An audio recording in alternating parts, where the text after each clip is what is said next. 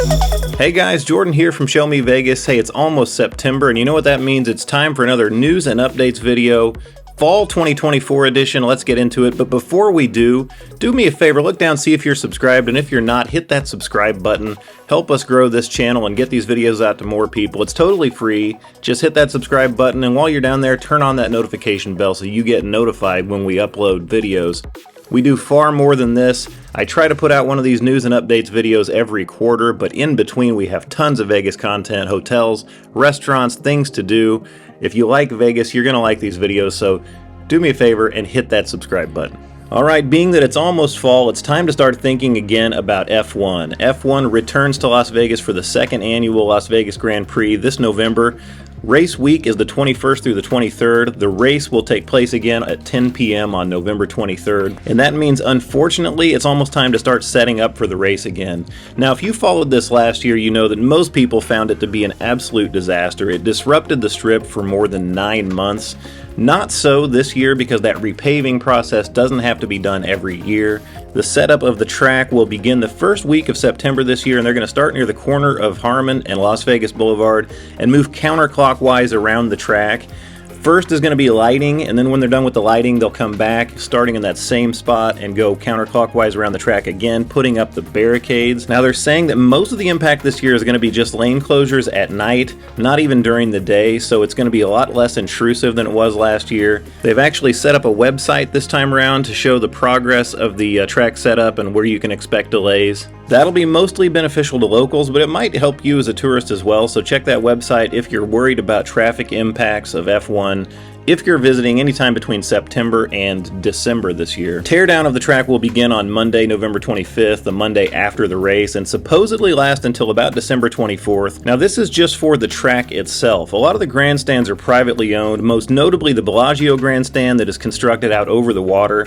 We don't know exactly when construction on that is going to begin, but just like with everything else, they will be a little bit more efficient this year, undoubtedly. Keep an eye out for those trees in front of the Bellagio fountains to come down again this year. People lost their minds last year when those trees came down. It's gonna happen again. Now, supposedly they're gonna be able to transplant them this time so that they don't actually kill the trees every year.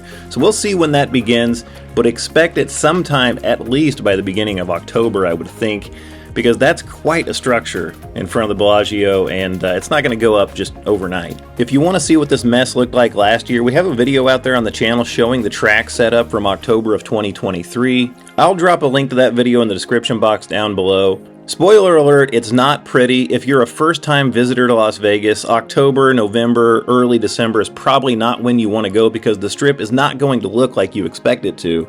It's going to look like an F1 track. About the race itself, last year it was considered a success. Have actually labeled demand as soft, both for ticket sales and hotel bookings. They're not able to command those pie-in-the-sky prices they were asking last year. Got to the F1 website and book general admission, other packages. It's still extremely expensive. For instance, this Flamingo Grandstand general admission for the 3 days, it's over $650 per ticket. And with all things F1, you don't exactly get a good view of the track. So great for diehards probably, but if you're just a casual fan, I'm not sure this is something you're going to be interested in.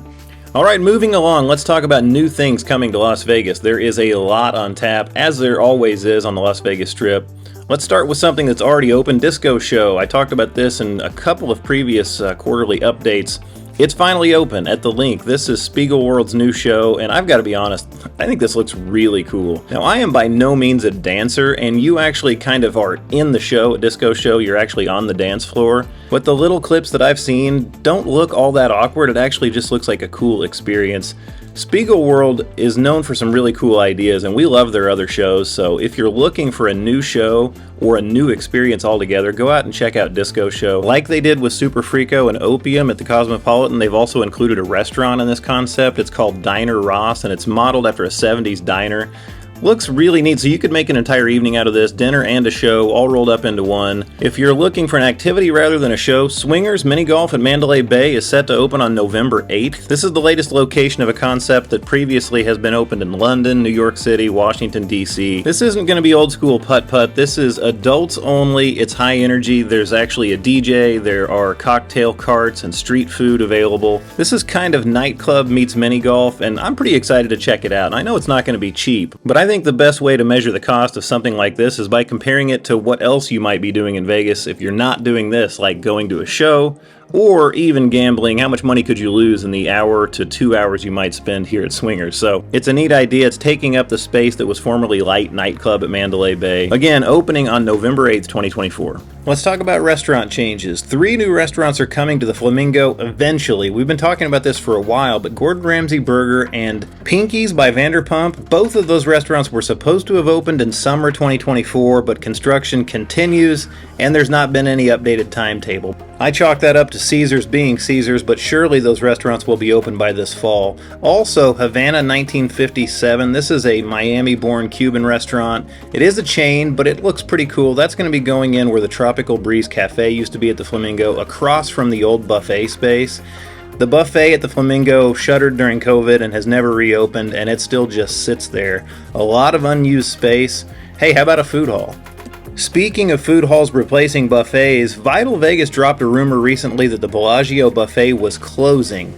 However, MGM Resorts came right back in a statement to the Las Vegas Review-Journal saying that they are not closing the buffet. The rumor was the buffet was going to close and be replaced by a food hall. Now, say what you will about this happening all over town.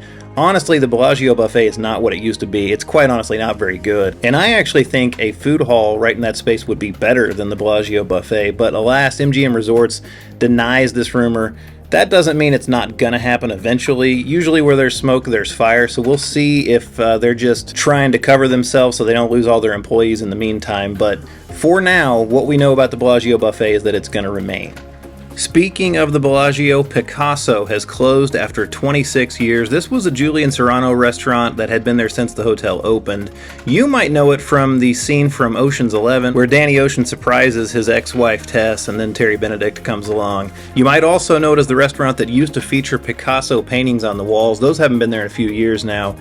But after 26 years, Julian Serrano is wanting to hang it up. Now, he also owns Lago at Bellagio and Julian Serrano Tapas over at Aria, and he has stated that he will continue to be involved in those restaurants. So those aren't closing. Picasso is.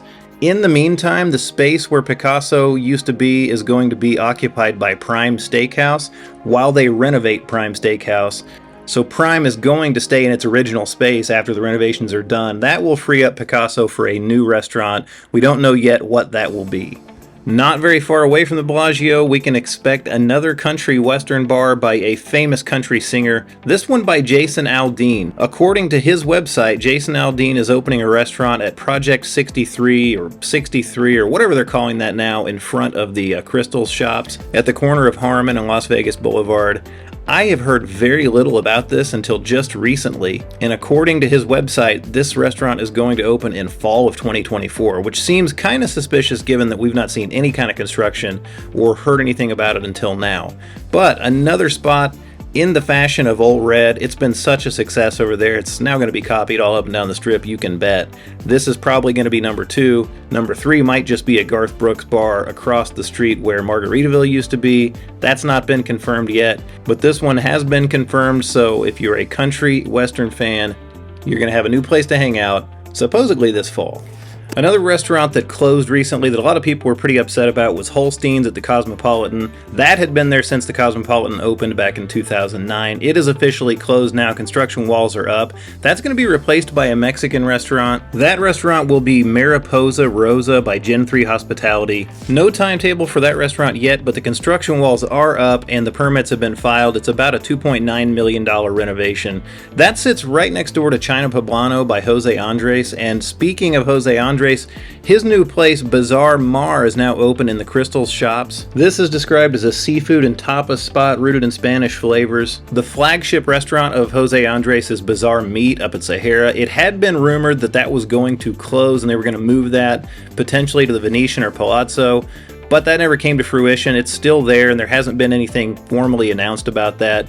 Bazaar Meat is considered one of the best restaurants in Las Vegas, one of the best steakhouses for sure, and it just doesn't have a very good location. They would go over like gangbusters at the Venetian Resort, I'm certain. But that segues perfectly into the next round because there is a lot going on restaurant-wise at the Venetian Resort. You may have noticed the popular photo op along Restaurant Row there between Venetian and Palazzo was covered up a little while back. That's because there's a new restaurant going in there called Jelena. This is a Southern California outpost opening a restaurant in Las Vegas. It's American food. It's known for its locally sourced dishes. That's right next to Sugar Cane, which is also currently closed but just being renovated. We ate at Sugar Cane a couple of years ago and were very underwhelmed. I wouldn't have been upset if they just did away with Sugar Cane altogether, but there is a great restaurant lineup at the Venetian, so there's tons to choose from. Another of their existing restaurants that is currently closed is Lavo over at the Palazzo, but that's just for renovations as well. It's been there since the Palazzo opened, and it's fantastic. We ate there just this past summer and loved it. It hadn't been remodeled since it was first opened way back when, so it was definitely due for a remodel, and it's getting it now. It's supposed to reopen in October 2024. Our recommendation, go there. And this news isn't restaurant related, but it is Venetian related. The brand new poker room is now open at the Venetian. This is in the Grand Canal Shops, much closer to Palazzo. They needed more space, so they closed the poker room on the Venetian casino floor and have moved into this space. It is a little bit strange for it to be not on the casino floor. Actually, it's way away from both of those casino floors, but if you need more space, you need more space, and I have a feeling poker players will find their way there. Alright, while we're talking about the Venetian, let's talk about the Sphere. The Sphere has been an awesome addition to the Las Vegas skyline. It is impressive. We've not been there yet, but it looks like a phenomenal venue. That doesn't make it a profitable venue, however. It cost $2.3 billion to build, and it's losing money hand over fist. Credit to Vital Vegas once again for this story. Scott Robin puts out some excellent material on his blog. You can find it at casino.org or follow him on X, but he recently reported on the Sphere's losses, which have been in the news, but nobody's really paying a whole lot of attention until now. For the most recent quarter ended June 2024, the Sphere lost another $104 million, which means in its first full fiscal year of operations, it's lost $480 million. Nearly $500 million in operating losses, and that's despite the fact that it's had a lot of successful events. So what does this mean? Well, no business can continue to sustain losses that big. Even when they've invested $2.3 billion into something, something's going to have to give. It probably means they're going to have to get more events in there and perhaps fewer concerts. Now, it has been recently in the news that they are wanting to bring a restructured version of The Wizard of Oz, the original movie, to the Sphere. They're apparently going to spend approximately $80 million retrofitting the movie, if you will, to make it fit the Sphere's screen and bring an immersive experience in there. They're also putting together a U2-based movie, which is interesting because U2 actually opened the Sphere. They were the first performers there. People continue to go see Postcards for Earth, even with the insane ticket prices. We have yet to decide that $100 a ticket or so is worth it to us, but I would like to have some more options. Now, Wizard of Oz, that doesn't really get me excited, but if this is the road they're going to go down, maybe they can cut some of their operating losses, because these huge events, while they bring in big crowds, evidently aren't making money, at least for the venue. That's not going to stop them from bringing in big performing acts like the Eagles. The Eagles are going to begin a residency there starting this fall. The Zac Brown Band rumors continue to persist, even though that hasn't been confirmed. But one way or another, things have to turn around at the Sphere sooner or later, or the world's largest billboard might just have to shut down. Let's head back down the strip for this next story. The balcony rooms at the new Versailles Tower at Paris are now open, and they are just as impressive as expected, but they're even more expensive than expected. We stayed in a standard room at the Versailles Tower back when they first opened last December, and we're not all that impressed with the experience. Now, part of that is because they hadn't finished the walkway yet, and it's getting close to being opened. It looks pretty much done from the outside, but it's still not accessible. They still haven't announced exactly when that's going to open, but I would expect it to be definitely soon. Even when this walkway is completed, I still don't think that's going to make the Versailles Tower feel like part of Paris, because it still seems like a horseshoe tower. But these new balcony rooms look excellent. It's one of the biggest reasons they decided to transition this tower from horseshoe over to Paris. Like I said, they don't come cheap, but if you're looking for one of the best balcony views of the Bellagio fountains and the Las Vegas Strip in general, you're going to find it here. Alright, let's talk about sports. Las Vegas has clearly become a premier sports destination, and the fall is one of the best times to be in Las Vegas as a sports fan, not just because of the sports books, but because of the actual events going on as well. Allegiant Stadium is set to get fired back up. Preseason games have already occurred, but the Raiders open the regular season at Allegiant Stadium on September 22nd against the Panthers. They have 8 home games throughout the season, including on October 27th when the owners of Allegiant Stadium, the Kansas City Chiefs, return to action there, fresh off their Super Bowl victory at Allegiant Stadium. Let's face it, there's no better city in the NFL in which to watch your team play a road game, so pretty much every Raiders home game is a road team takeover as far as the fans are concerned. But there's also college football at Allegiant Stadium. UNLV plays their home games there, and on September 1st, the Las Vegas Kickoff Classic between USC and LSU takes over the stadium. But football isn't the only sport in town. The Vegas Golden Knights return to action at T-Mobile Arena this fall.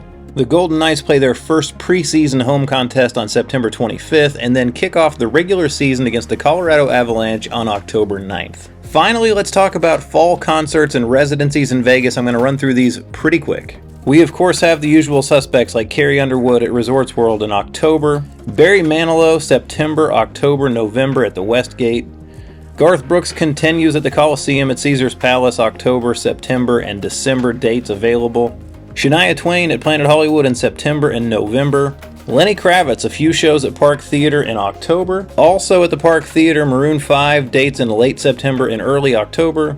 Keith Urban will perform a short residency this fall and next spring at the Blue Live Theater in Fontainebleau. Earth, Wind & Fire at the Venetian in October. I mentioned earlier the Eagles at the Sphere. They're going to have dates in September, October, November, December, and January. Brad Paisley with a 2-night engagement in October at the Encore Theater. He'll be back there in the winter time, early December.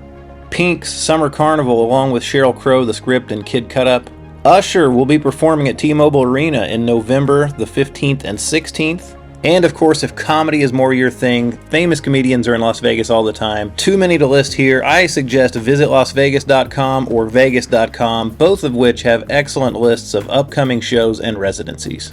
Inevitably, after this video is published, I will realize I missed something, but these videos can't go on forever. So that's it for this one. Hey guys, thanks for watching. As always, if you liked this video, give it a thumbs up. Also, like I said earlier, subscribe to the channel. We're more than 31,000 subscribers now, with our eyes on that 50,000 mark. So help us get there by hitting that subscribe button and turning on your notifications. Once again, thanks for watching. We'll see you in the next video, because there's always more for us to show you on Show Me Vegas.